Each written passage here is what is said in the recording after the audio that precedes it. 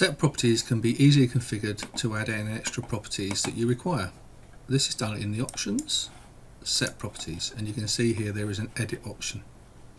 So I'm going to select edit.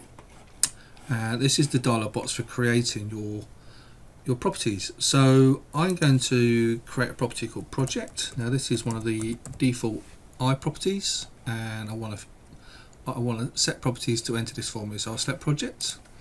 I'll give it a title that I want to show on my dialog box. I'm going to select the property set. Now this is on the same tab on the iProperties as part number, so it'll be design tracking. So I'll select this, and I want this to show on parts and assemblies. And that's as simple as that. So I will just leave it at that for the time being and click OK. That will save back to the file, and I now shall select set properties, and you can see here project. So I will type this something in,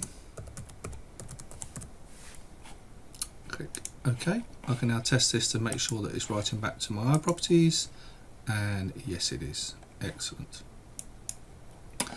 So other things you can do is you can create custom properties. Now you don't need to have the custom iProperty already created. The set properties function will create that for me. So I'm going to create a new custom function property called test prop, simple as that. And I will create a label called test, and I want to show this on a part file. Now what I would like for this custom property is to be a function. So I would like it to be a function of the part number and the description. So following my line across in here. So to create a function, you type in equals and then open brackets and then the properties that you want it to concatenate. So we'll have part number, and we'll have description.